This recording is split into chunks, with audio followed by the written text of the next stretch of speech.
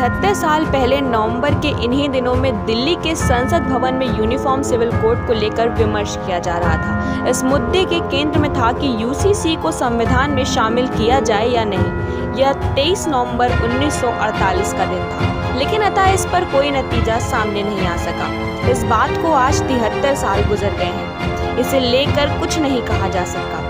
आज जब प्रधानमंत्री नरेंद्र मोदी की सरकार है तो देश के तकरीबन हर शहर में चाय के ठेलों से लेकर कॉफी हाउस तक ये चर्चा रहती है कि सरकार यूसीसी लागू करेगी, क्योंकि एक देश एक कानून का विचार आज आमतौर पर हर आदमी के जहन में है। नागरिकों को उम्मीद इसलिए भी है कि मोदी सरकार अपने अतीत में किए गए सख्त फैसलों के लिए जानी जाती है।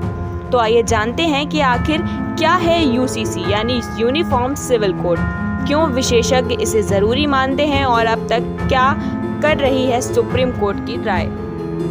यूनिफॉर्म सिविल कोड का मतलब है भारत में रहने वाले हर नागरिक के लिए एक समान कानून होगा, चाहे वो किसी भी धर्म या जाति का क्यों ना हो। समान नागरिक संहिता में शादी, तलाक और जमीन जायदाद के बंटवारे में सभी धर्मों के लिए एक ही कानून लागू होगा। इसका अर्थ है कि एक निष्पक्ष कानून है जिसका किसी धर्म से कोई ताल्लुक नहीं।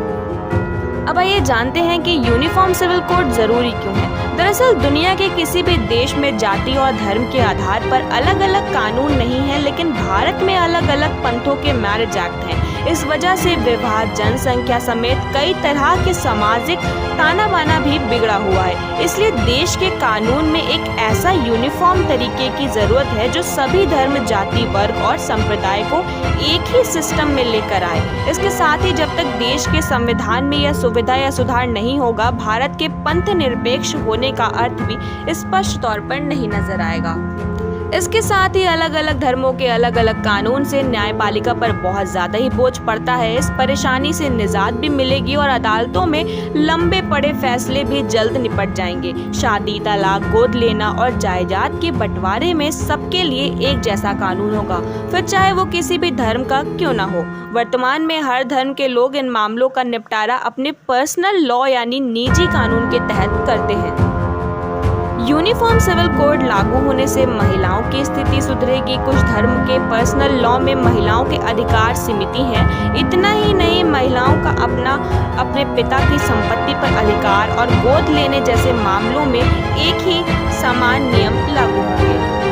और अब आइए जानते हैं कि यूसीसी पर आखिर इतना विरोध क्यों हो रहा है। यूनिफॉर्म सिविल कोड का विरोध करने वालों का मत है कि ये सभी धर्मों पर हिंदू कानून थोपने जैसा है, जबकि इसका उद्देश्य साफ तौर पर सभी को समान नजर से देखना और न्याय करना है।